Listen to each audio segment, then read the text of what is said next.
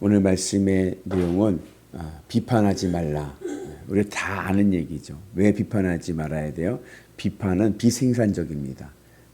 비판이라는 것은 파괴적이고 그리고 불신앙적이고 그리고 굉장히 에너지를 소모하는 일이죠. 그런데 그럼에도 불구하고 비판하게 되는 이유는 왜 비판해요? 보이니까 하는 거예요. 그 사람의 잘못이 보이니까, 그 사람의 모자람이 보이니까는 나도 모르게 비판하게 되고 말하게 된단 말이죠. 그죠? 우리가 다 알아요. 비판하지 말자. 격려해주고 도와주자. 응원해주자 하는데 이 사람이 잘못하는 게 보이는데 어떻게 그걸 가만히 응원해 줄 수가 있어요? 그러니까는 이제 비판을 하게 된단 말이죠. 그런데 조금 우리가 신앙적으로 보면은 반대입니다.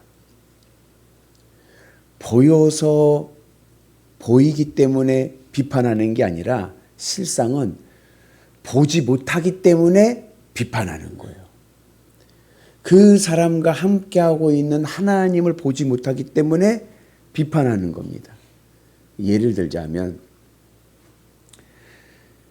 제가 영암에서 목회할 때 우리 교회 이제 과수원하던 그 집에 손주가 있어요. 딸하고 손주가 같이 사는 거예요. 집사님 내에. 얘는요 유별나기도 그렇게 유별난 애가 아니에요. 근데 예배 시간이 되잖아요. 얘가 한 3살, 4살 막 그랬을 거예요. 그러면 예배 시간 설교를 하잖아요. 그러면 엄마하고 할머니하고 이제 할아버지가 와요. 예배를 드려요. 그러면은 얘가 돌아다녀요. 3살짜리니까. 때로는 소리도 질러요.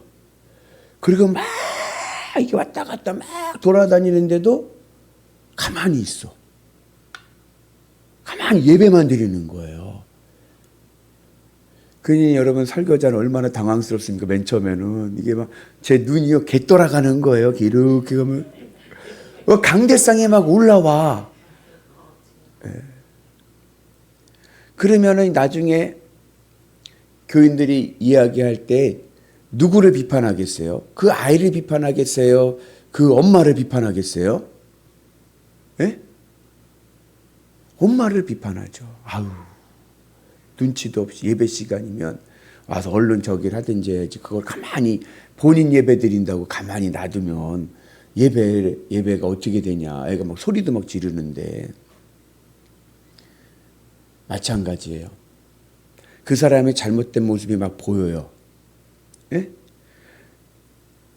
그런데 그 사람과 함께 하나님이 함께 있음을 보게 되면 그 사람에게 비판할 수 없다는 겁니다. 오늘 말씀이 요지인 거예요. 믿음이라는 것은 3가지 차원에서 우리가 이해할 수 있습니다. 첫째는 제가 늘 이야기하는 크레도, 내 심정을 하나님께 바치는 거예요. 내 마음을 하나님께 바쳐서 내 마음을 채우는 겁니다. 내면적인 믿음입니다. 의르는 믿음이죠. 내가 주님으로 기쁘고 주님으로 만족하고 내 심정을 주님께 바치는 겁니다. 두 번째 믿음의 차원은 뭐냐면 성화입니다. 그래서 내 내면에 있는 믿음이 내 삶에서 열매로 나타나서 세상 사람들이 내 안에 있는 내면의 믿음을 볼 수가 없잖아요. 그러나 내 삶을 통해서 저 사람은 그리스도인, 저 사람은 정말 예수 믿는 사람, 이게 보여야 되는 거예요. 그죠? 그리고 좀 더 나가서 우리의 신앙이 좀 더 성숙해지면 그 다음에 무엇을 발견하게 되냐면 나와 함께하는 그 사람과도 함께 하시는 하나님을 보게 됩니다. 나만 하나님과 연결되어 있는 줄 알았더니 그게 아니라 저희도 하나님과 연결되어 있구나.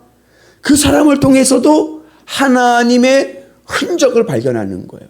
하나님의 함께 하심을 보게 되는 거예요. 그러니까 함부로 비판할 수가 없는 거죠. 왜요? 하나님과 함께하는 것을 내가 보기 때문에. 오늘 그 이야기를 오늘 사도 바울이 말씀하고 있는 겁니다. 로마 교회는 사도 바울이 개척한 교회인데 크게 부흥했어요. 크게 부흥했는데 그 안에 교인들 간의 갈등이 굉장히 심했습니다. 쉽게 말하면 두 파로 나눠졌어요. 교회가. 유대계 기독교인들, 유대인들 중심의 기독교인들인 거예요. 또 이방계 기독교인들인 거예요. 이거는 이방인들을 중심으로 모인 기독교인들입니다. 그러니까는 꼭 맞는 비유는 아니지만 기존에 있는 교인들의 모임이 있고 새로 전도돼서 온 교인들이 새로운 모임들이 커진 거예요. 그러니까 그 안에서의 긴장과 갈등 관계가 생긴 겁니다. 유대인 기독교인들은 자신들의 믿음이 오리지널이라고 얘기합니다. 왜요? 우리 혈통적으로, 혈육적으로 피가 아브라함의 피야, 아브라함의 피. 그리고 우리에게는 구약의 율법이 있어요. 우리는 구약의 율법도 지켜. 음식법도 지키고 절기도 지켜. 그리고 예수님도 믿어. 그러니 우리가 오리지널이지. 이방인 기독교인들은 율법을 지키지 않습니다. 그들은 할례를 하지 않습니다. 대신에 그들은 누구만 바라봐요? 예수님만 바라보고 예수님 때문에 예수 믿는 거예요. 이방인 기독교인들은 구원은 무엇으로 받느냐? 구원은 믿음으로 받지. 율법으로 받는 게 아니요. 혈통으로 받는 게 아니요. 신앙의 연수로 받는 게 아닙니다. 믿음으로 받는 겁니다. 우리는 오직 예수님만 바라보고 이 자리에 섰다. 그러니 우리의 믿음이 더 좋다. 오리지널이냐? 누가 더 믿음이 좋으냐? 이걸로 교인들 간의 갈등이 심했습니다. 이것을 오늘 사도 바울은 조금 문자적인 의미는 아니에요. 문학적인 의미로 믿음이 약한 자와 믿음이 강한 자로 이야기합니다. 믿음이 강한 자, 믿음이 약한 자. 믿음이 약한 자는 믿음이 강한 자를 용납하고 이해해주고 관용을 베풀고, 믿음이 강한 자는 믿음이 약한 자를 사랑해주고 그리고 이해해줘라, 이렇게 이야기를 하죠. 믿음이 강한 자, 믿음이 약한 자를 이야기하는데 이거는 문자적인 의미보다는 그냥 문학적인 표현인 것 같아요. 왜냐? 여러분, 누가 믿음이 좋은 자고 믿음이 강한 자고 누가 믿음이 약한 자가 있습니까? 유대계 기독교인들과 이방인 기독교인들 중에서 어느 쪽이 더 믿음이 강한 자들인 것 같아요? 오늘 바울이 얘기할 때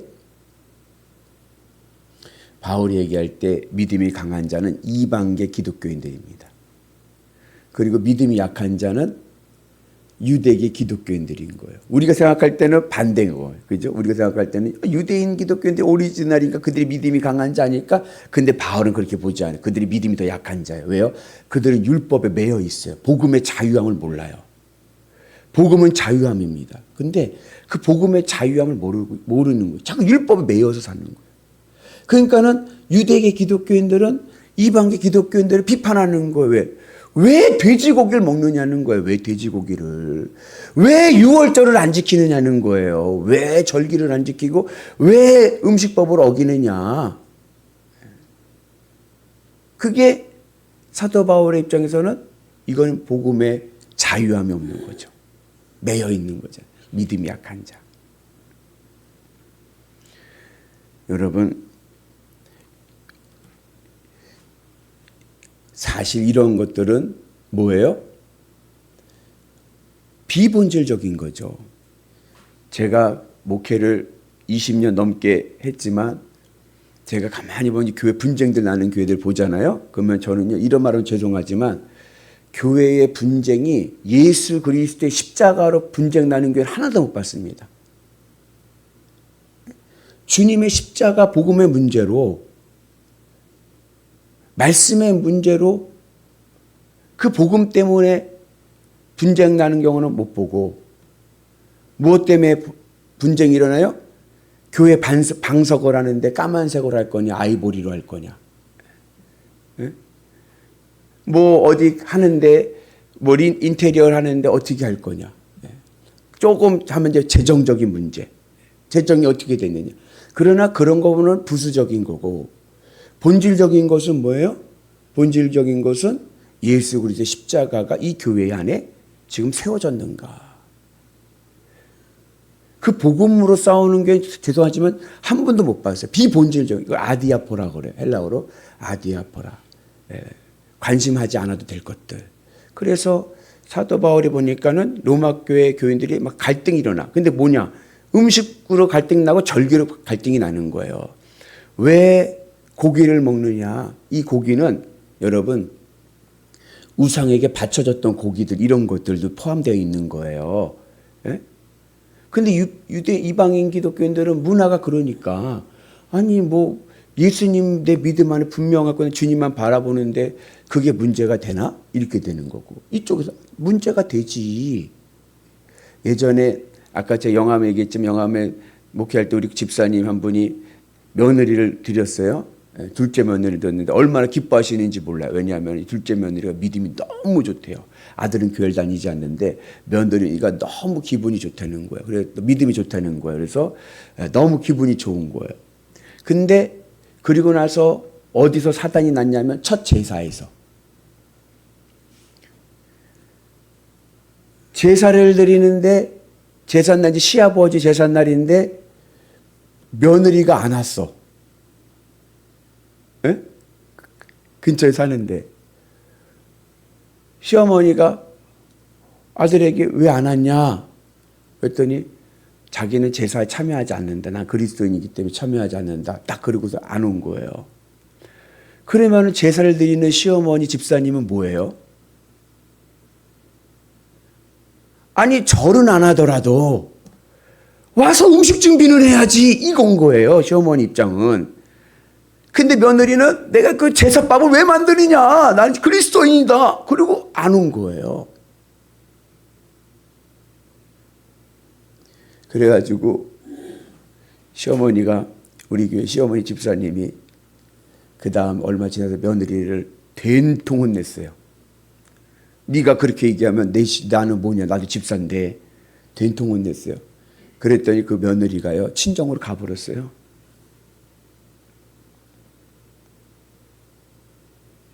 그래가지고 그거 달래느라고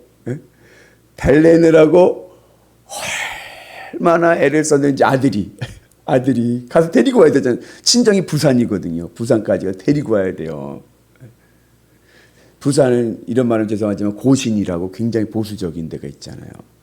그러니까는 얼마나 이제 그러더니 그 다음부터 이제 시어머니가 며느리 눈치를 보는 거예요. 왜냐 가버리니까 그냥 친정으로. 여러분 교회 안에서 예배 시간에 주일 예배 시간에 복음성가를 부르는 거 괜찮습니까? 안 됩니까? 좀 더 나가 볼까요? 여러분 그리스도인이 노래방 가서 대중가요 부르는 거 됩니까? 안 됩니까? 여러분 우리 그리스도인이 돼지고기 먹어도 됩니까? 안 됩니까? 좀 더 나가 볼까요? 여러분 그리스도인이 고스톱 쳐도 됩니까? 안 됩니까? 근데 사실은 그런 것들은 뭐예요? 그런 것들은 비본질적인 거라는 거예요. 비본질적인 거. 그걸로 싸우지 말고 예수님의 십자가 은혜 안에서 주님만을 바라보고 신앙의 중요한 것은 뭐냐? 동기가 중요하다. 주를 위해 살아가는 신앙의 동기가 중요한 줄로 믿습니다. 그래서 여러분 복음의 본질에 대해서는 주님의 십자가의 본질에 대해서는 단호해야죠.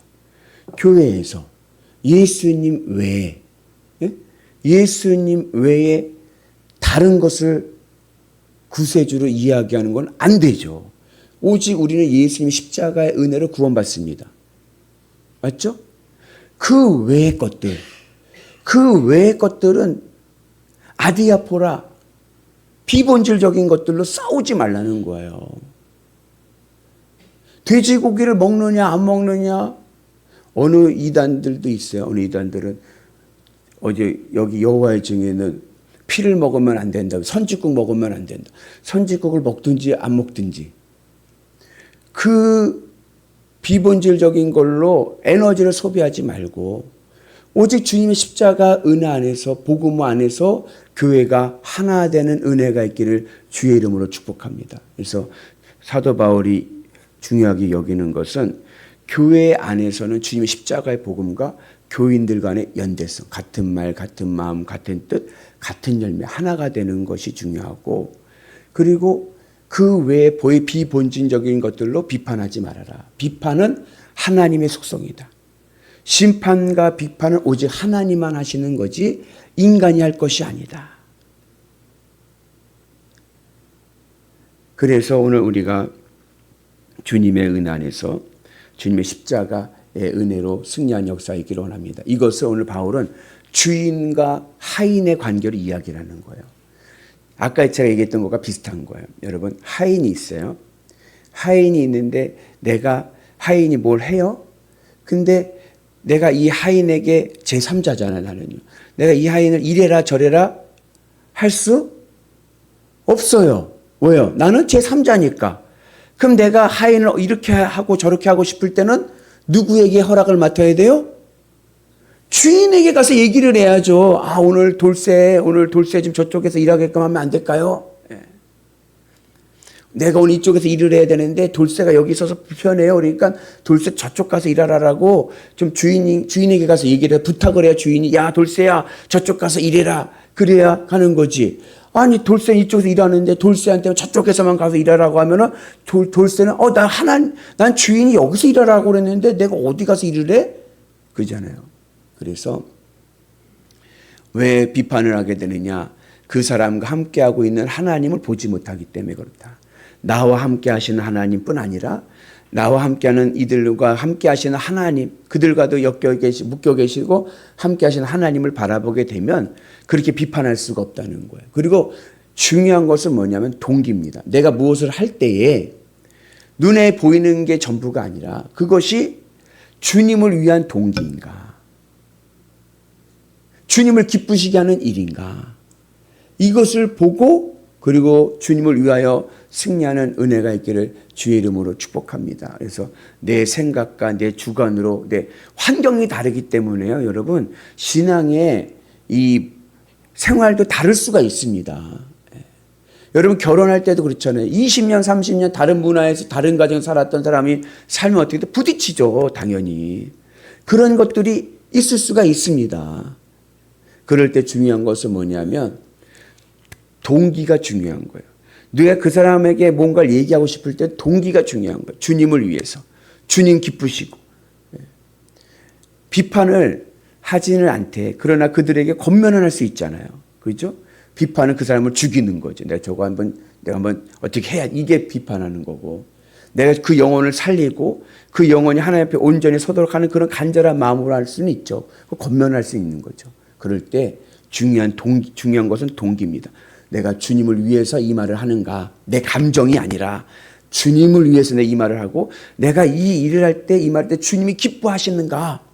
동기가 중요합니다. 그렇게 해서 주님의 은혜 안에서 우리 영일교회가 하나님의 은혜로 주의 사랑으로 하나 되는 복된 교회 되기를 주님의 이름으로 축복합니다. 시간이 좀 갔지만 요거 하나 얘기해 드리면, 그 미국의 유명한 미식축구, 이제 미국 미식축구가 유명하잖아요. 근데 미식축구를 하다 과열이 돼갖고 패싸움이 일어난 거예요. 예? 그리고 관중들도 다 운동장으로 내려왔어.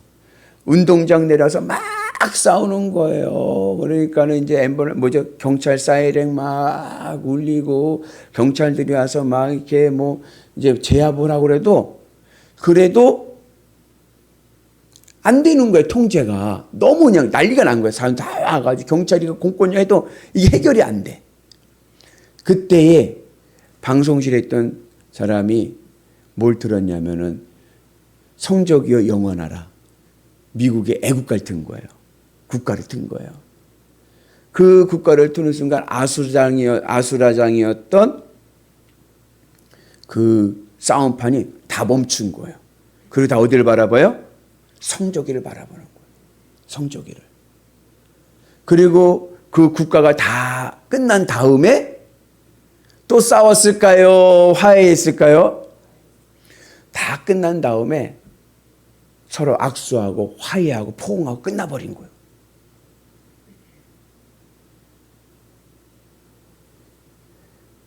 교회 안에서 분쟁이 일어나고 막 싸우더라도 찬송가 부르면 스탑하고 같이 찬송하고 찬송가 마치면 화해하고, 그죠? 근데 찬송가를 틀었든지 말든지 나는 모르겠다 하고 막 하면 안 되고, 그죠? 그래서 여러분, 주님의 은혜 안에서 동기가 중요합니다. 주님을 위해서 내가 그 사람에게 권면하고 싶은데 이 권면이 이게 주님을 위해서 하는 건가? 내 감정인가? 이게 주님께 영광이 되고 주님께 기쁨이 되는가? 이걸 꼭 기도하면서 묵상하시면서 말씀 안에서 하시고, 교회가 하나 되는 은혜가 있어서 주님의 역사 안에서 승리하는 위대한 성도 되시기를 주의 이름으로 축복합니다.